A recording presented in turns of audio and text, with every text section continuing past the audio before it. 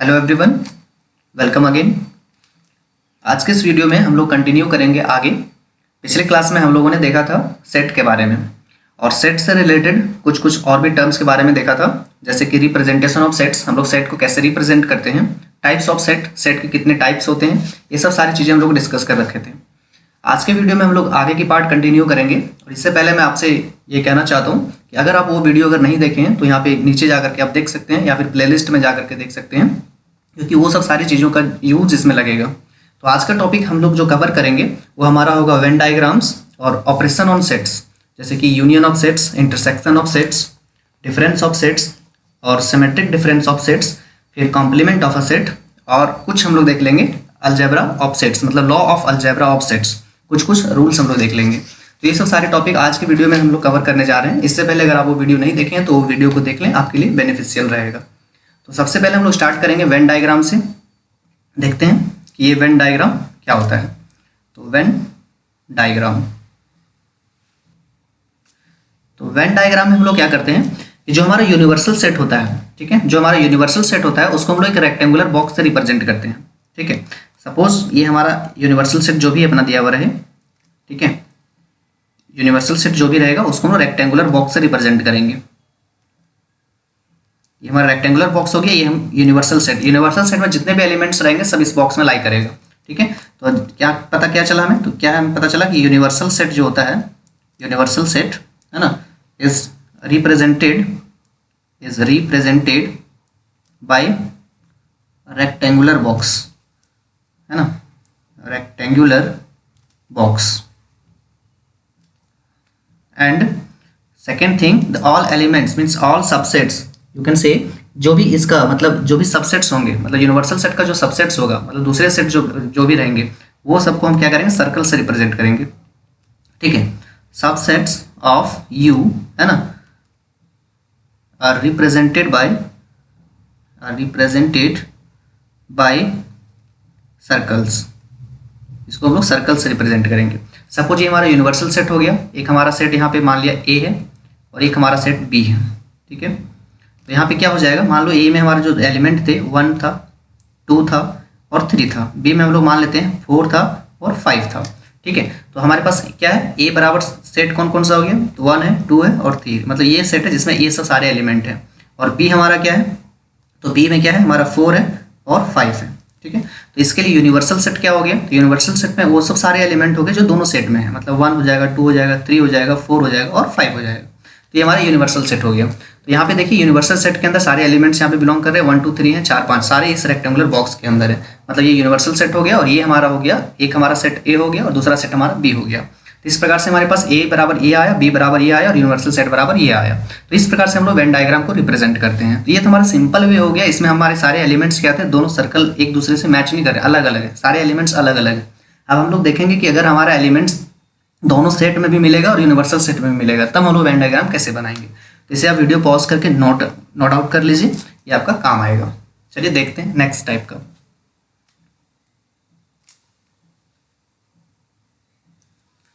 चलिए, तो next type का हमारे पास है, सपोज हमने एग्जांपल ले लिया यूनिवर्सल सेट, और यूनिवर्सल सेट में हमारे पास हमने एलिमेंट ले लिया 1 2 3 4 5, इस प्रकार से हमने ले लिया 10 तक ले लिया।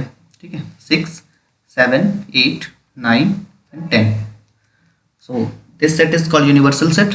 Now a is equal to, suppose कि हमने a बराबर ले लिया 1 3 4 5 10। ठीक है, और हमने b बराबर ले लिया, b बराबर भी कुछ ले लेते हैं या फिर हाँ ले ही लेते हैं ताकि समझने में ज़्यादा बढ़िया हो। और b बराबर हमने ले लिया 5 10। ठीक है, फिर यहाँ पे मैं ले लेता हूँ जो इसमें नहीं हो, इसमें 6 नहीं है तो 6 भी ले लिया मैंने, ये ले लिया 6, फिर मैंने 7 भी इसमें नहीं तो 7 भी ले लिया, सपोज कि हमने 7 ले लिया। तो ठीक है, इस प्रकार से हमारे पास ए और बी आ गया। तो इसके लिए हम लोग वेन डायग्राम जो रिप्रेजेंट करेंगे कैसे होगा, तो वेन डायग्राम जो इसका बनेगा, तो सबसे पहले हमने कहा कि यूनिवर्सल सेट को हम लोग रेक्टेंगुलर बॉक्स से रिप्रेजेंट करेंगे। तो ये हमने रेक्टेंगुलर बॉक्स ले लिया, ये रेक्टेंगल कंसिडर करेंगे आप, थोड़ा सा साइड हमारा टेढ़ा है। तो ये हमारा यूनिवर्सल सेट हो गया, इसको मैंने यू से मार्क कर दिया। ठीक है, अब नेक्स्ट हम लोग क्या करेंगे, ये हमारा यूनिवर्सल सेट हो गया, इसमें सारे एलिमेंट आएंगे 1 से 10 तक। अब हम लोग क्या करते हैं, यहाँ पे 2 सेट बनाते हैं, ए और बी। ये हमारा ए हो गया, सर्कल रहेगा ये, और बी। अब यहाँ देखेंगे ए और बी में हमारा कॉमन है, क्या है, 5 और 10 कॉमन है, ठीक है, 5 और 10 दोनों में कॉमन है। तो क्या होगा, जरूर ए और बी हमारा सेट इस प्रकार से होगा, तब तो कॉमन चीज़ें कुछ मिलेंगी, मतलब एक दूसरे को क्या करेगा, एक दूसरे को इंटरसेक्ट करेगा। तो ये मान लीजिए सेट हमारा बी है। तो हम लोगों ने देखा कि ए और बी में कॉमन क्या है, तो 5 है और 10 है। तो मैं 5 और 10 को यहाँ पे लिख दूंगा, ये 5 होगा यहाँ पे और यहाँ पे 10 होगा, ठीक है। ये 5 और 10 ठीक से लिख देता हूँ। अगर यहाँ पे मैं इसको यहाँ पे रिप्रेजेंट कर दे रहा हूँ इस प्रकार से, यहाँ पे हमारा क्या है, 5 है और एक हमारा 10 है। ये जो इंटरसेक्ट, यहाँ पे जो इंटरसेक्शन पार्ट जो है ये यहाँ पे 5 और 10 लाई कर रहा है। इसके अलावा क्या बच गया ए में, तो ए में बच गया 1, 3 और 10। तो यहाँ पे 1 रहेगा, यहाँ पे 3 रहेगा, यहाँ पे 10 रहेगा, जो कि ए में रहेगा, लेकिन इस पोर्शन में नहीं रहेगा, जो कि दोनों द्वारा इंटरसेक्ट किया गया है। और बी में क्या रहेगा, तो यहाँ पे 6 रहेगा और यहाँ पे 7 रहेगा। तो हमने यहाँ देखा 1, 3, 10 इसमें आ गया, 6, 7 इसमें आ गया, 5 और 10 कॉमन पार्ट में आ गया, ठीक है। अब यहाँ से 1, 3, 4, 5, 10 आ गया, फिर यहाँ 5, 10, 6, 7 आ गया। अब बाकी चीज़ें जो बची हुई हैं, मान लीजिए 2 किसी में नहीं है, तो 2 इसमें लिख दीजिए, जो बचा है सो यूनिवर्सल सेट में तो रहेगा ही रहेगा। 3 है, 4 है, 5 है, 6 है हमारे पास, 7 भी हमने ले रखा है, 8 कहीं पे नहीं लिया हुआ है तो 8 हो जाएगा यहाँ पे, 9 भी नहीं लिया हुआ है तो 9 हो जाएगा, और 10 लिया हुआ है। तो हमारा इस प्रकार से ये बनेगा वेन डायग्राम। मतलब सारे एलिमेंट्स यूनिवर्सल सेट का इस रेक्टेंगुलर बॉक्स में आने चाहिए। तो सारा आ रहा है, ए का ए में आना चाहिए, एकदम आ रहा है, बी का बी में आना चाहिए, ठीक है। और ए और बी में ये 5 और 10 दोनों कॉमन था, तो ये भी कॉमन पार्ट में आ रहा है। तो मैंने यहाँ पे कॉमन पार्ट में 5 और 10 को दिखाया। तो इस प्रकार से हम लोग वेन डायग्राम बनाते हैं। ये वेन डायग्राम की मदद से हम लोग बहुत टाइप के क्वेश्चंस को सॉल्व कर पाएंगे, इजी वे में सॉल्व हो जाएगा, ठीक है। नेक्स्ट हम लोग देखते हैं ऑपरेशंस ऑन सेट, ठीक है। ऑपरेशंस ऑन सेट्स कैसा होता है।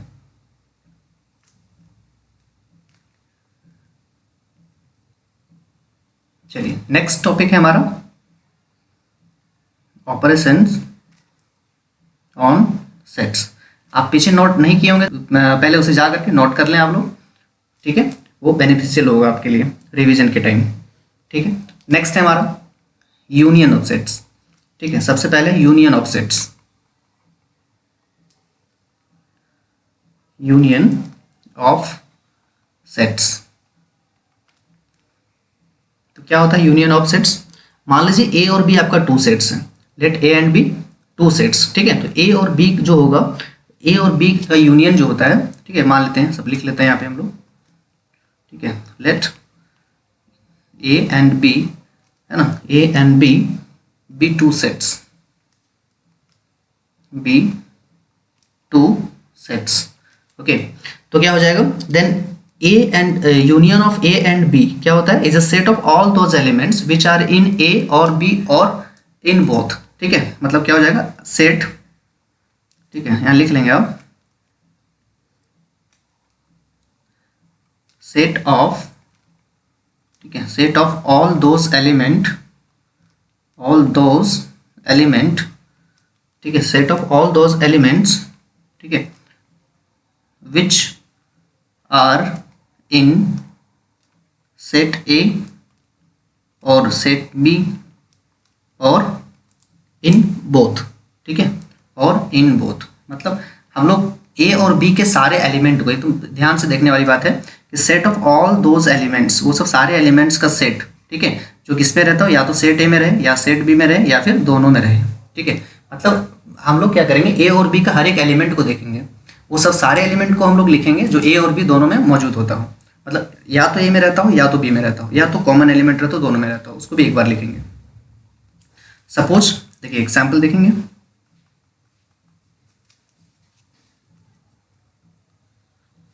If A is equal to 1 2 3 4, हमने ए मान लिया 1 2 3 4, बी ले लिया, बी हमने ले लिया 4 8 5 6, ठीक है, 4 8 5 6, ओके। तो हमारा क्या हो जाएगा देन ए यूनियन बी, ठीक है, देन ए यूनियन बी, ये साइन हमारा यूनियन कहलाता है, यू टाइप का होता है, एक्चुअली यू नहीं होता लेकिन यू टाइप का होता है, this is called union. So A union B, तो तो ए यूनियन बी हमारा क्या हो जाएगा, ए यूनियन बी हमारा हो जाएगा, हम लोग देखेंगे एलिमेंट्स को यहाँ पे देखते हैं, मतलब set of all those element which are in A और बी इन और इन बोथ।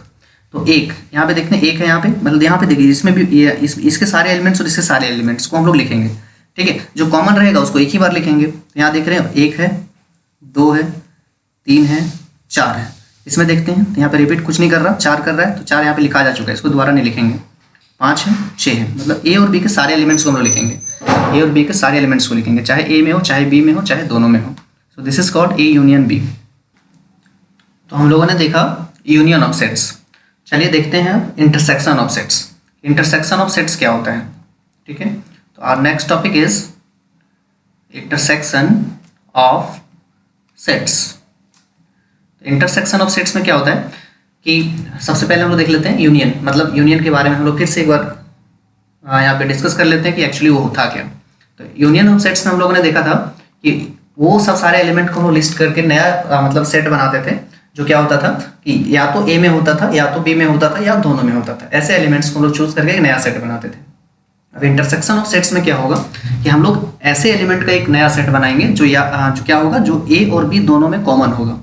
एग्जाम्पल से समझिए, सपोज ए एक हमारा सेट है जहाँ 1 2 3 4 हमने ले लिया, ठीक है, और हमारा बी एक सेट है जहाँ पे हमारे पास 2 3 4 5 है, ठीक है।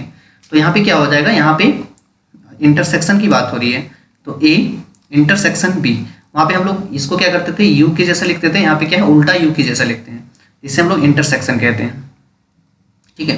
तो ए इंटरसेक्शन बी, तो यहाँ पे क्या होगा, यहाँ पे हम लोग एक अलग ऐसा सेट बनाएंगे जो क्या होगा, ऐसे एलिमेंट का सेट बनेगा जो ए और बी दोनों में होगा, ठीक है। तो यहाँ पे दोनों में कौन कौन सा कॉमन है देख पा रहे हैं हम लोग, 2 3 4 और यहाँ पे 2 3 4, तो ये एलिमेंट का यहाँ पे सेट बनेगा, ठीक है। फिर से मैं बता दूं कि मैंने कहा था ए यूनियन बी में क्या होता है, ए यूनियन बी में वो एलिमेंट का सेट बनता है जो या तो ए में हो, ठीक है, या तो बी में हो, या दोनों में हो। तो 1 2 3 4 ए में था, बी में 2 3 4 कॉमन था, उसको लिखने की जरूरत नहीं, 5, मतलब यहाँ पे देखिए, यहाँ से पता चल रहा है ये सब सारे एलिमेंट्स ए में भी है और बी में भी है, मतलब या तो ए में है या तो बी में है, जरूर है, कहीं ना कहीं है। तो यहाँ पे देख रहे हैं, यहाँ पे 1 2 3 4 था, यहाँ पे 1 2 3 4, यहाँ 2 3 4 है, 5 है, यहाँ 2 3 4 5 है, मतलब ए और बी के सारे एलिमेंट्स यहाँ पे अवेलेबल होंगे, ठीक है। और ए इंटरसेक्शन बी में क्या होता है कि वो सब सारे एलिमेंट्स सिर्फ लिखाते हैं जो कॉमन होता है, जैसे यहाँ 2 3 4 था, यहाँ 2 3 4 था। तो इंटरसेक्शन में हम लोग कॉमन एलिमेंट लिखते हैं, और यूनियन में हम लोग क्या करते हैं, या तो ए में रहे या तो बी में रहे, वो सब सारे एलिमेंट आपका यूनियन में आ जाएगा। तो होप ये आपका क्लियर होगा। तो इंटरसेक्शन और यूनियन हम लोगों ने देख लिया, ठीक है। अगर हम वेन डायग्राम की बात करें, ठीक है, वेन डायग्राम की बात करते हैं कि अगर हम लोग वेन डायग्राम में रिप्रेजेंट करना हो यूनियन और ये हमारा इंटरसेक्शन को, तो कैसे करेंगे, ठीक है। तो वेन डायग्राम में यूनियन को हम पहले रिप्रेजेंट करते हैं। देखिए ए यूनियन बी, ठीक है, इसका जो वेन डायग्राम बनेगा, रेक्टेंगुलर बॉक्स हमारा रिप्रेजेंट करेगा यूनिवर्सल सेट को, ठीक है। तो मान लीजिए दो सेट है हमारा इस प्रकार से, ए और बी, ए और बी, ठीक है। तो यहाँ पे क्या हो जाएगा, यहाँ पे हमारा यूनियन क्या होगा कि ऐसे एलिमेंट जो ए में भी आता हो और बी में भी आता हो, मतलब ए और बी या तो ए में आता हो या तो बी में आता हो। ए में पूरा इतना एलिमेंट आएगा और बी में क्या आएगा, बी में भी यहाँ से यहाँ तक पूरा आएगा। मतलब ये जो हमारा कलर्ड पार्ट है ये हमारा रिप्रेजेंट कर रहा है ए यूनियन बी को, ठीक है। ये हमारा ए यूनियन बी हो गया, मतलब ए का सारे एलिमेंट और बी का सारा एलिमेंट। तो ए का सारा एलिमेंट और बी का सारा एलिमेंट जो होगा वो ए यूनियन बी होगा। और ए इंटरसेक्शन बी की अगर बात करें तो यहाँ पे क्या हो जाएगा, इस प्रकार का वेन डायग्राम होगा हमारा यूनिवर्सल सेट। यहाँ पे दो मैंने ले लिया, ए और बी। अब क्या होगा, यहाँ पे जो हमारा होगा इंटरसेक्शन जो होगा, मैंने ए में भी होगा और बी में भी होगा। तो देखिए ए और बी का कॉमन पार्ट कौन सा है, ये वाला है, ठीक है। ये जो ब्लू कलर से हमने जो कलर किया हुआ है ये हमारा कहलाता है ए इंटरसेक्शन बी। तो ये इंटरसेक्शन को रिप्रेजेंट करेगा आपको और ये यूनियन को रिप्रेजेंट करेगा। ये वेन डायग्राम आप हमेशा याद रखेंगे, ठीक है। नेक्स्ट है हमारा, नेक्स्ट टॉपिक हम लोग देखते हैं। नेक्स्ट टॉपिक है हमारा कि डिफरेंस ऑफ सेट्स, ठीक है। डिफरेंस ऑफ सेट्स हम लोग देखेंगे, लेकिन एक चीज इससे पहले आप लोग देख लीजिए, ये नोट करने वाली बात है, ठीक है, कि डिसजॉइंट सेट्स क्या होता है, ठीक। तो डिसजॉइंट सेट्स यहाँ पे समझेंगे, नोट डिसजॉइंट सेट्स, ठीक है। अगर ए और बी जो हमारा सेट है, अगर उसका कोई कॉमन एलिमेंट नहीं रहेगा, ठीक है, मतलब इफ, मैं कहना चाह रहा हूँ if A intersection B is equal to 5, मतलब कोई एलिमेंट नहीं रहेगा, ठीक है। देन ए एंड बी, ठीक है, is called A and B, ठीक है, आर डिसजॉइंट सेट। समझे, डिसजॉइंट सेट्स मतलब एक दूसरे को क्या करेगा, ये एक दूसरे को यहाँ पे कभी भी इंटरसेक्ट नहीं करेगा। ये हमारा यूनिवर्सल सेट हो गया, ये हो जाएगा ए और ये हो जाएगा बी। क्यों? क्योंकि इसके पास कोई कॉमन एलिमेंट है ही नहीं, ठीक है, इसके पास कोई कॉमन एलिमेंट नहीं है, तो एक दूसरे को ये टच नहीं करेगा, एक दूसरे को इंटरसेक्ट नहीं करेगा। सपोज कि यहाँ पे 1 था, यहाँ पे 2 था, यहाँ 3 है और यहाँ 4 है, इसमें कोई कॉमन एलिमेंट नहीं है, इसलिए क्या हो जाएगा, एक दूसरे को इंटरसेक्ट नहीं करेगा, ठीक है। इस प्रकार का सेट जो होता है इसको हम लोग कहते हैं डिसजॉइंट सेट। ये हमेशा याद रखेंगे आप, डिसजॉइंट सेट्स। तो डिसजॉइंट सेट्स ऐसे सेट को कहते हैं जिसके पास कोई कॉमन एलिमेंट नहीं होता है, ठीक है। चलिए नेक्स्ट टॉपिक की ओर चलते हैं हम लोग। ये हमारा है difference of sets. Difference of sets, ठीक है। चलिए मान लेते हैं, लेट ए एंड बी, ठीक है, A and B are two sets. Let A and B are two sets, then difference of A and B, ठीक है, then difference of A and B is represented by A minus B, ठीक है। Difference of A and B is represented by A minus B. तो A minus B वैसा set होगा हमारा, ठीक है, ए माइनस बी वैसा सेट होगा, सपोज इसका एलिमेंट, वो सब सारे एलिमेंट होंगे जो एक्स होंगे, ठीक है, जो एक्स हमारा बिलोंग करेगा ए से, ए का रहेगा, ठीक है, बट बी से नहीं बिलोंग करेगा, and X does not belongs to B. तो हम लोगों ने ले लिया ए माइनस बी, है ना, जहाँ से एक्स क्या रहेगा, ए से रहेगा बट बी से नहीं रहेगा। तो एग्जाम्पल देखते हैं हम लोग। तो एग्जाम्पल हमारा सपोज दैट कि ए एक सेट हमने ले लिया, ठीक है, 1 2 3 4 5 6, ठीक है, और बी हमने ले लिया 3 4 5, ठीक है। तो क्या हो जाएगा हमारे पास, तो हम लोग अगर यहाँ पे देखें तो a माइनस बी, ये हो जाएगा डिफरेंस ऑफ सेट्स। तो a माइनस बी में क्या हो जाएगा कि a से एलिमेंट रहेगा लेकिन b से नहीं रहेगा। तो b में कौन सा है, 3 4 5 है, 3 4 5 यहाँ से खत्म हो जाएगा, तो बचेगा कौन, 1 2 6, ये हमारा हो जाएगा a माइनस बी, ठीक है। अगर हम लोग यहाँ पे b माइनस ए फाइंड करना चाहें, b माइनस ए, तो b हो जाएगा, मतलब वो सब सारे एलिमेंट जो b से रहेगा लेकिन a से नहीं रहेगा, ठीक है। तो b से रहेगा लेकिन a से नहीं रहेगा। तो कोई भी ऐसा एलिमेंट यहाँ पे आपको नहीं मिलेगा जो b में हो और a में ना हो। तो यहाँ पे देख रहे हैं 3 4 5 है, यहाँ पे 3 4 5 है, ठीक है, मतलब यहाँ आपको नहीं मिलेगा, ठीक है। तो इस केस में क्या हो जाएगा, इस केस में आपका ये हो जाएगा 5, मतलब कोई भी ऐसा एलिमेंट नहीं मिला, मतलब non empty, sorry empty sets, समझे। तो इस प्रकार से आपका क्या हो जाएगा, इस तरह से हम लोग रिप्रेजेंट करते हैं डिफरेंस ऑफ सेट्स। अगर इसका हम लोग वेन डायग्राम की बात करें, ठीक है, देखते हैं वेन डायग्राम। अगर डिफरेंस ऑफ सेट्स का अगर वेन डायग्राम अगर हम लोग बनाते हैं तो हमारा क्या हो जाएगा, ये हमारा हो जाएगा यूनिवर्सल सेट, ये हमारा यू हो गया। अब देखिए ये हमारा ए हो गया और ये बी हो गया। हम लोग मान लेते हैं इनिशियली कि ये डिसजॉइंट सेट नहीं है, ठीक है, मतलब ये डिसजॉइंट मतलब ये एक दूसरे को इंटरसेक्ट करेगा। तो ये ए हो गया, ये बी हो गया। तो यहाँ पे हम लोग क्या करते हैं, यहाँ पे ए हो गया, ये बी हो गया, मतलब ए माइनस बी कहने का मतलब ये पोर्शन जो आपको दिख रहा है, ये पोर्शन ये वाला छोड़ के, इस चीज़ को छोड़ के, ठीक है। तो ए माइनस बी यहाँ से यहाँ तक पूरा, क्यों, यहाँ पे ये ए तो पूरा हो गया लेकिन ये वाला पार्ट बी भी ओवरलैप कर रहा है, मतलब इसको मैं ब्लू कलर से यहाँ पे कलर कर देता हूँ। ये वाला पार्ट जो है, ये वाला नॉट इंक्लूडेड, ये हमारा इंक्लूड नहीं होगा, ठीक है, नॉट इंक्लूडेड, ये हमारा इंक्लूड नहीं होगा।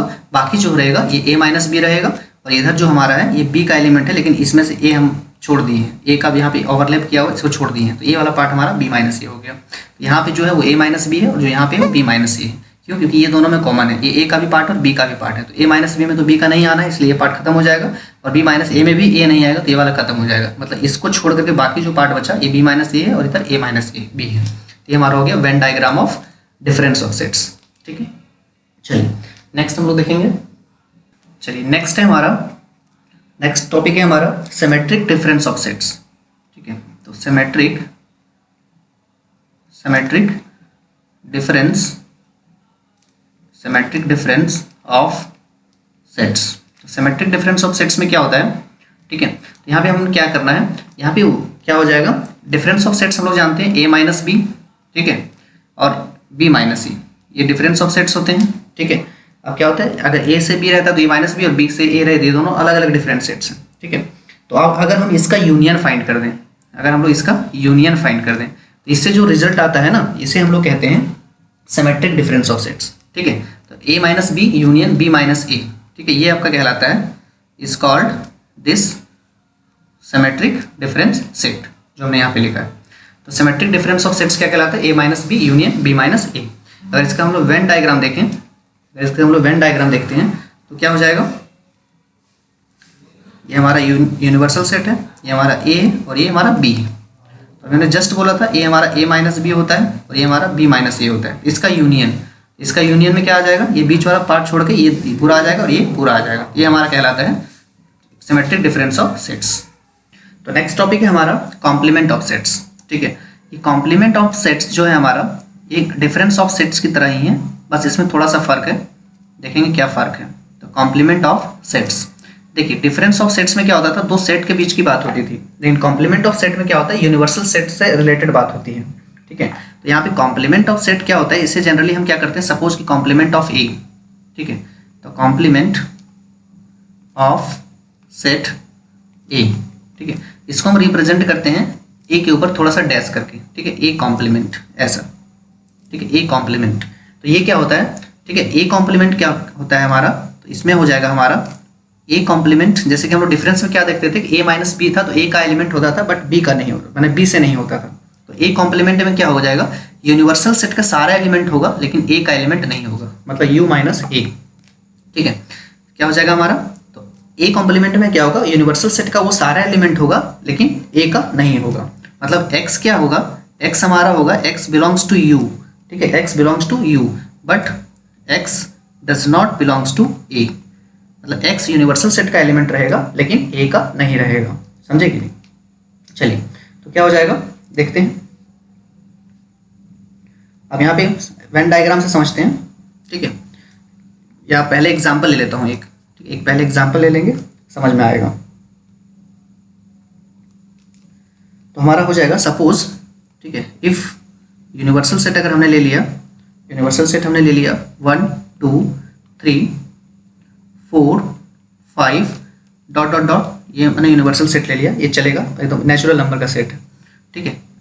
एंड ए हमने ले लिया, ए बराबर हमने ले लिया, क्या ले लिया, यहाँ पे हमने ले लेते हैं 2 4 6 डॉट डॉट डॉट, इसको मैंने डॉट ले लिया डॉट डॉट, मतलब ये भी इनफाइनाइट चलेगा, ठीक है। तो देखिए तो हमारे यहाँ ए कॉम्प्लीमेंट क्या हो जाएगा, देन ए कॉम्प्लीमेंट, हम यहाँ इनफाइनाइट ले लिया, फाइनाइट भी ले सकते थे, ठीक है। तो हमारा ए कॉम्प्लीमेंट क्या हो जाएगा, तो हमने जस्ट कहा कि यू का एलिमेंट होगा बट ए का नहीं होगा। तो यूनिवर्सल सेट में हम देख रहे हैं ऑल नेचुरल नंबर से, मतलब एक से लेकर इनफाइनाइट नंबर तो नेचुरल नंबर चलते जा रहा है, और हमारे पास ए में क्या है, ए में हम देख रहे हैं 2 4 6 चलते जा रहे हैं, मतलब इवन नंबर से।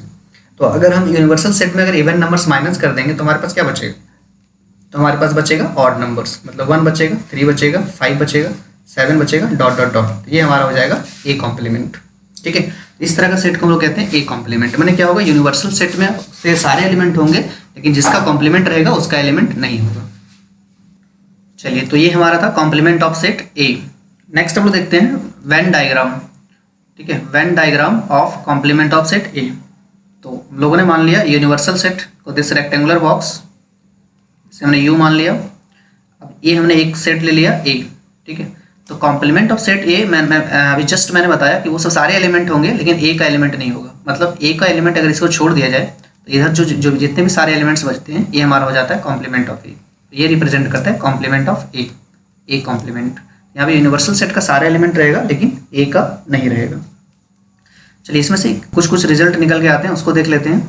ये हमारा एम्प्टी सेट 5, ठीक है, ये एम्प्टी सेट, इसमें क्या होगा, यूनिवर्सल का कॉम्प्लीमेंट, अगर हम यूनिवर्सल का कॉम्प्लीमेंट कर दें तो क्या हो जाएगा, हम कहना चाह रहे हैं कि यूनिवर्सल का एलिमेंट होगा ही नहीं, अगर यूनिवर्सल का एलिमेंट नहीं रहेगा तो कोई एलिमेंट ही नहीं आएगा। तो क्या होता है, अगर यूनिवर्सल का एलिमेंट, अगर हम यूनिवर्सल सेट का कॉम्प्लीमेंट करते हैं तो इसका रिजल्ट क्या होता है, ये एक 5 हो जाता है, मतलब एम्प्टी सेट हो जाता है। अगर हम 5 का कॉम्प्लीमेंट करें, मतलब 5 का कॉम्प्लीमेंट अगर करेंगे तो क्या हो जाएगा, यूनिवर्सल सेट हो जाएगा, मतलब कह रहे हैं कोई भी एलिमेंट का जो है, मतलब कोई एलिमेंट नहीं रहेगा उसका कॉम्प्लीमेंट, मतलब क्या सब एलिमेंट रहेगा, ठीक है। तो इस तरह से क्या हो जाता है, ये अपना हो जाएगा यूनिवर्सल सेट, ये दूसरा रिजल्ट हो गया। तीसरा हमारा होता है, मान लीजिए ए का कॉम्प्लीमेंट करते हैं और फिर से कॉम्प्लीमेंट कर देते हैं तो ये वापस ए आ जाता है, ठीक है, ये फर्स्ट हो गया। सेकेंड हो गया, थर्ड हो गया, मतलब ए का कॉम्प्लीमेंट किया फिर कॉम्प्लीमेंट कर देंगे तो ये वापस वही ए आ जाता है। कैसे, मान लो ए का कॉम्प्लीमेंट किया तो ये वाला पार्ट बचेगा और इसका कॉम्प्लीमेंट आगे फिर से कर देंगे तो फिर से वापस ए आ जाएगा।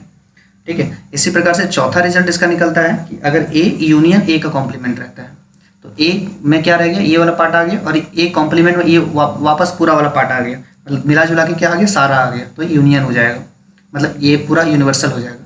ठीक है, ये यूनिवर्सल सेट को रिप्रेजेंट कर रहा है यू। ठीक है, ए यूनियन ए कॉम्प्लीमेंट बराबर यूनिवर्सल सेट। अगर इंटरसेक्शन की बात करें, ए इंटरसेक्शन ए कॉम्प्लीमेंट, देखिए ए इंटरसेक्शन ए कॉम्प्लीमेंट है, देखेंगे तो ये पार्ट हो गया ए मतलब कॉम्प्लीमेंट और इधर वाला हो गया ए, तो इसके बीच में क्या है, ये दोनों का अगर इंटरसेक्शन करेंगे तो कोई कॉमन एलिमेंट नहीं, मतलब 5 रहेगा। तो ये इंपॉर्टेंट रिजल्ट है इसका कॉम्प्लीमेंट ऑफ सेट का, इसे आप नोट आउट कर लेंगे। चलिए नेक्स्ट हमारा एक टॉपिक बचा हुआ है, laws of algebra, laws of algebra of sets. ठीक है, laws of algebra of sets, कुछ इसके नियम्स हैं उसको देख लेते हैं। तो फर्स्ट है हमारा, ठीक है, फर्स्ट है हमारा आइडेम्पोटेंट लॉ, आइडेम्पोटेंट लॉ। तो इसमें क्या होता है, इसमें हमारा क्या होता है कि अगर आप ए यूनियन ए फाइंड करते हैं, ठीक है, अगर ए यूनियन ए फाइंड करते हैं तो वापस से आपको क्या मिलेगा, ए यूनियन ए अगर आप फाइंड करते हैं तो वापस से आपको ए मिलेगा। क्यों, क्योंकि आप ए दो सेट की बात करें, एक ही सेट में अगर आप यूनियन फाइंड करते हैं तो वही सेट आपको मिलेगा। ठीक है, और इसी तरह से अगर आप इंटरसेक्शन फाइंड करते हैं, ए इंटरसेक्शन ए, तो भी वापस आपको ए ही मिलेगा। ठीक है, इसे हम कहते हैं आइडेम्पोटेंट लॉ। नेक्स्ट है हमारा दूसरा में हमारे पास है आइडेंटिटी लॉ, आइडेंटिटी लॉ। तो आइडेंटिटी लॉ में क्या होता है, हमें क्या होता है, जो भी सेट का हम आइडेंटिटी फाइंड करना चाहते हैं, मतलब जो भी सेट है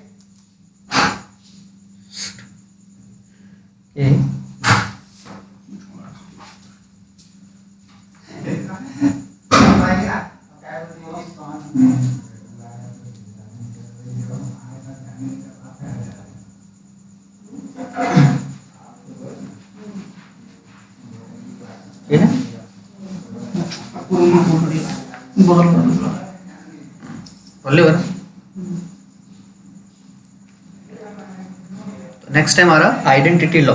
आइडेंटिटी लॉ में क्या होता है कि हम अगर ए यूनियन हमने फाई किया, मतलब एम्प्टी सेट, ठीक है, ए यूनियन एम्प्टी सेट अगर हमने यहाँ पे किया तो हमारे पास क्या आएगा, अगर आप यूनियन फाइंड कर रहे हैं ए जिसमें एक सेट है और एक हमारा है एम्प्टी सेट, तो यूनियन में क्या होता है, या तो ए में रहता है या तो मतलब या तो इसमें रहे या तो इसमें रहे, तो एटलीस्ट ये एक एम्प्टी सेट है लेकिन ए में तो कुछ ना कुछ होगा, तो हमारे पास ए आ जाएगा।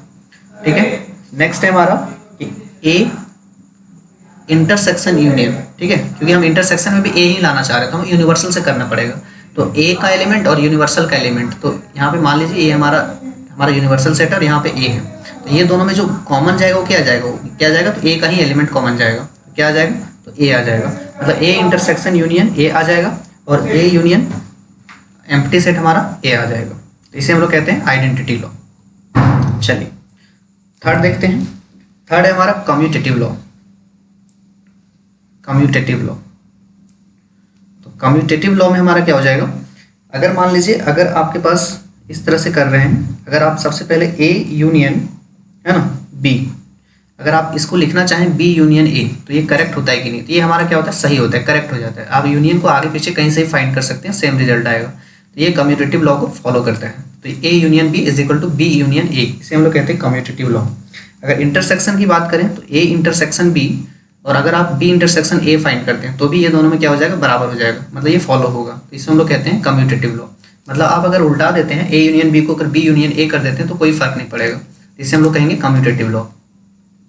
नेक्स्ट हमारा होगा चौथा लॉ है, फोर्थ प्रॉपर्टी, ये हमारा एसोसिएटिविटी, एसोसिएटिविटी।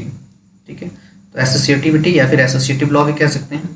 तो एसोसिएटिव लॉ, तो जैसा कि हम लोग पढ़े हैं, ये सब सारी चीज़ें पढ़ चुके हैं, 8, 9, 10 में हम लोग पढ़ते थे नंबर के सिस्टम में।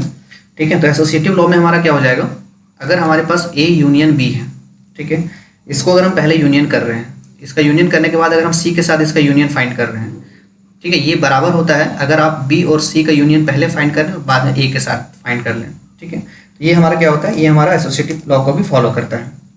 इसी प्रकार से इंटरसेक्शन के लिए अगर हम देखें तो ए इंटरसेक्शन बी का इंटरसेक्शन अगर सी से निकालते हैं, ये हमारा बराबर होता है, अगर आप बी इंटरसेक्शन सी पहले फाइंड कर लिए बाद में ए के साथ फाइंड कीजिए, तो ये दोनों रिजल्ट करेक्ट होता है, मतलब एसोसिएटिव लॉ भी फॉलो होता है।